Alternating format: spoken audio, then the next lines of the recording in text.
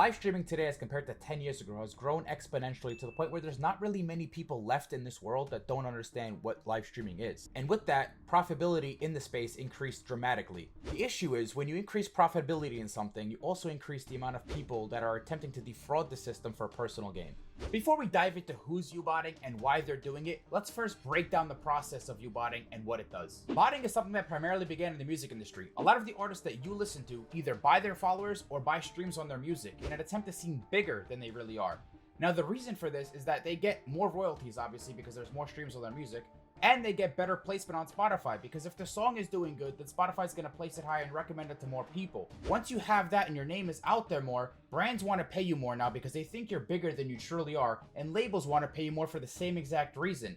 And let's be honest, fake listeners end up bringing you real listeners. One of the biggest cases of this today is the Drake and Kendrick lawsuit, where Drake is suing Kendrick for buying fake streams on the song Not Like Us. Now, some of you may know the rapper Russ. He released a song called Kill 'Em All, where he talks about this in the industry. Unfortunately, I can't play this song on this video as I would get copyright struck, but I'll put the lyrics on the screen for you to read. Now, he basically says all these artists are buying millions of followers, but can't even sell out their basement. Nobody's actually going to their shows. Nobody cares about them. Not only did Russ call this out on his songs, he also goes on podcasts like Andrew Schultz and calls this out on the podcast as well when they ask him. It's one of those things that like everyone in the industry knows is going on. Which is? Faking the streams. It's a real thing. So now we know how botting works in the music industry, and it's not that much different in the streaming industry. The main difference is that while in music you're botting viewers and it's not live viewers, on streaming you're botting live viewers because you have to be live to actually show viewer count, correct? So a person who goes live with 3 viewers, say they're playing RuneScape, they're at the bottom of the category. Nobody can really see their stream unless they scroll all the way down to the bottom. Now, if this person buys 50 fake viewers, he now has 53 viewers, so his discoverability is a lot higher, and he can get more real viewers on this. The problem is, if this person now goes and tries to get a sponsorship from a company, this company is paying him for 53 viewers, when he only actually has 3. So he's scamming the company, essentially, and he's bending the company over and smacking them in the ass. Now that we know what view-botting is, let's break down who's doing it. Now, I must preface this with the fact that this is all alleged information. Do not sue me. A lot of you guys may know a streamer by the name of Neon. He has hundreds of thousands of followers and tens of thousands of viewers. This person has many sponsors and collabs with a lot of celebrities. But does he really have tens of thousands of viewers? Let's find out. There's a website called streamerstats.com. They show you all of the kick analytics. So if we click here and go to search, type in Neon, we can go ahead and pull up all his streams by clicking all streams. Now, a lot of these are gambling, so I'm going to click the one that's not gambling. It's IRL, right? What he mainly does.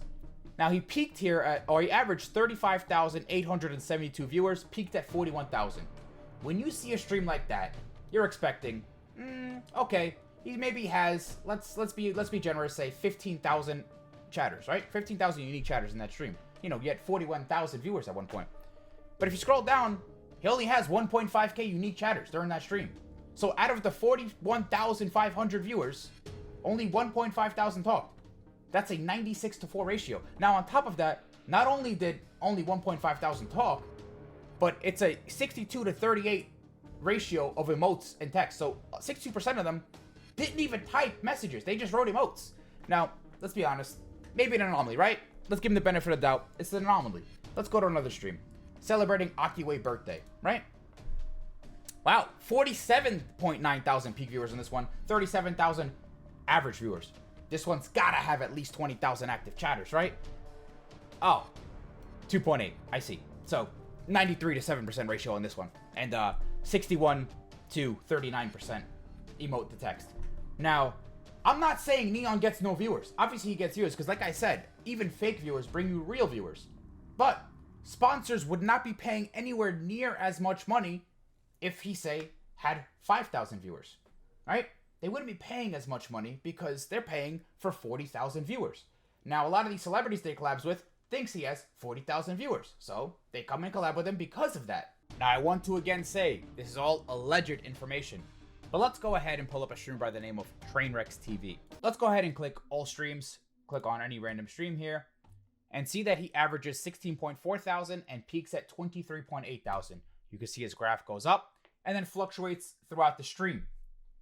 So, if this was Neon's numbers, you would assume that, you know, he has around 750 to 1,000 chatters. Let's go ahead and scroll down and see what Trainwreck has here, yeah? Oh! 10.5 thousand! A 61 to 39% ratio. So, 10.5 thousand unique chatters would make you think that Trainwreck is averaging 160,000 to 250,000. So, why isn't he? Why is Neon only getting that many chatters, but Train somehow is getting 10 times the chatters with half the views? What's going on? Like I said before, streamerstats.com allows you to look up any Kick streamers' analytics, their chat logs, their previous VODs, the analytics of those VODs, etc. It's free to use. All you have to do is go on streamerstats.com, create an account, and then you can look up anything you want. So if you guys don't already know about that, now you do. With that being said, all of these Twitch streamers would have you think that view botting only occurs on Kick, and that is blatantly false. It's just not true. Whether you like or hate Kick, it doesn't really matter. Kick has some good things and some bad things. The KCIP program, for instance, is great. It helps smaller streamers be able to do this full time. But the discoverability on Kick versus Twitch is just night and day. Twitch has way more viewers, right? But allegedly, all of these big streamers on Twitch, many that you guys watch yourselves, are view botting.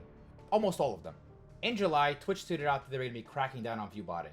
Now, why they would give advance notice on this, I have no clue. Because if you're trying to bust someone on something, why would you go ahead and tell them that you're trying to bust them for that?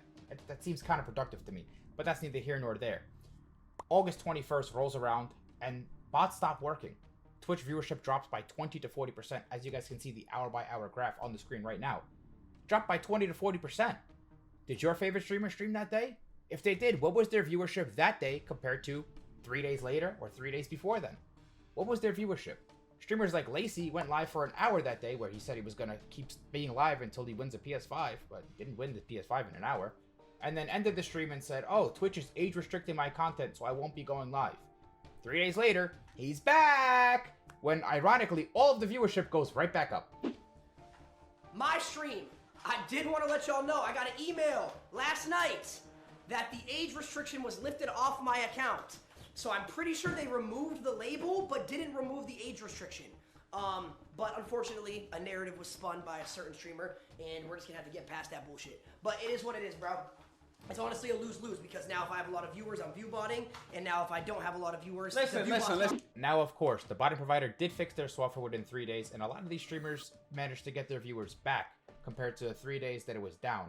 But it's still pretty funny to see who dropped in viewership and who decided that they were just going to take a vacation for 3 days while nothing worked. It's pretty interesting to see.